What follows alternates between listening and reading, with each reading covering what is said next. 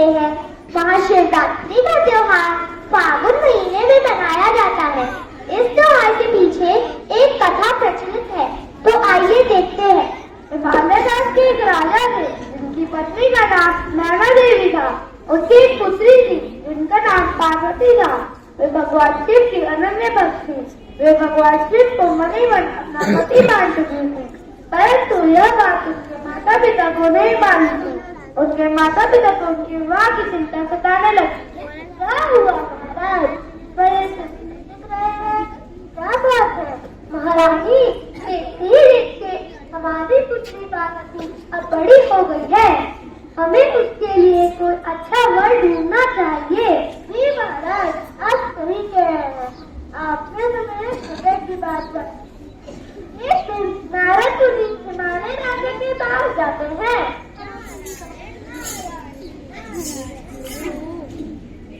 नारायण नारायण नारायण नारायण। प्रणाम मुनिवर। प्रणाम राजन, आप कैसे हैं? क्या हुआ? बहुत चिंतित प्रतीत हो रहे हैं। नहीं, कुछ आप नहीं मुनिवर, परंतु आपका अनुमान तो सही है। चिंतित तो हूँ मैं। क्या मैं आपकी चिंता का विषय जान सकता हूँ? मुनिवर, मेरी पुत्री पार्वती अब विवाह के योग्य हो गई है।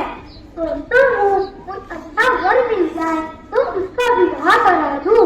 बस इतने से बस मैं अभी आपकी चिंता दूर कर देता हूँ। भला भगवान विष्णु से अच्छा वर आपको कहाँ मिलेगा? आपका बहुत बहुत आभार मुनिवर। जल्दी ही मुझे शुभ समाचार दीजिएगा। नारायण नारायण नारायण नारायण नारायण नारायण नारायण नारायण। प्रणाम प्रभु। कहो नारद मुनि, यहाँ कहते, क्या आप हिमालय राजा की पुत्री पार्वती से विवाह करेंगे? वो भगवान मुस्कुराते रहे और उसके मुस्कान को नारद मुनि हिमालय राजा के पास जाते हैं। नारायण नारायण नारायण नारायण नारायण नारायण नारायण नारायण। प्रणाम मुनिवर, मैं आपकी प्रतीक्षा कर रहा था। कहिए, क्या समाचार लाए हैं? मैं समाचार तो बताऊंगा, परंतु आप पहले मेरा मुंह तो मीठा करवाइए गुरुवर। पहले आप समाचार तो बताइए मुनिवर। पुत्री पार्वती का विवाह भगवान विष्णु के साथ तय हो गया है। यह तो अत्यंत प्रसन्नता की बात है। अब मुझे आज्ञा दीजिए। नारायण नारायण नारायण नारायण नारायण नारायण। महारानी महारानी महारानी महारानी, अरे ओ महारानी, क्या हुआ महाराज? बड़े प्रसन्न दिख रहे हैं। हाँ, आज मैं बहुत प्रसन्न हूँ। आप जल्दी से महल को सजवाइए। पुत्री पार्वती की विवाह तय हो गया है। क्या भगवान विष्णु ने हाँ कर दिया? हाँ, आपने सही समझा, उन्होंने हाँ कर दी। यह तो अत्यंत प्रसन्नता की बात है। मैं भी बेटी पार्वती को बुलाती हूँ। बेटी पार्वती, अरे ओ बेटी पार्वती, जल्दी आओ, एक शुभ समाचार है। प्रणाम पिताजी। प्रणाम माताजी। नारद मुनि एक शुभ समाचार लेकर आए हैं। तुम्हारा विवाह भगवान विष्णु के साथ तय हो गया है।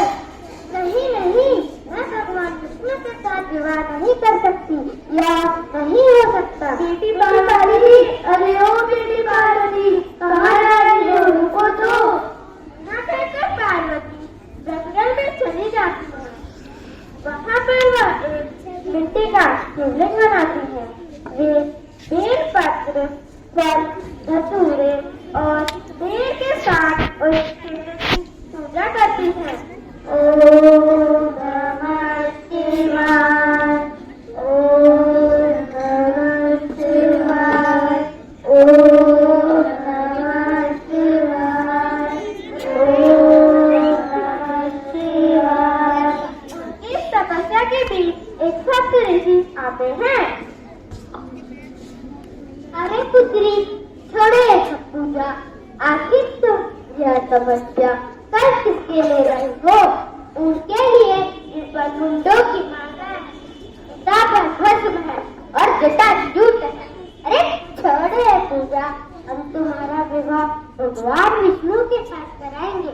भला उनके जैसा दिव्य पार्षद है किसी का?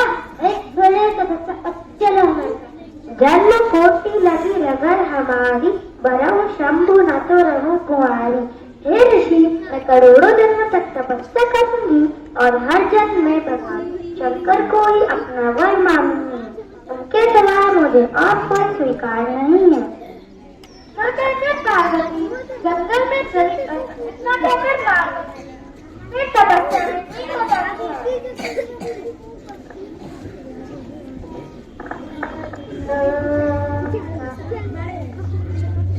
ओम नमः शिवाय, ओम नमः शिवाय। उनकी तपस्या से प्रसन्न होकर भगवान शिव उन्हें दर्शन देते हैं।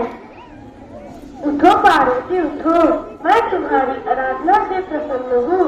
तुम मुझसे कोई भी एक वर मांग सकती हो, मैं तुम्हारी इच्छा की पूर्ति करूँगा। हे महादेव, मैंने मनी मन आपको अपना पति मान लिया है।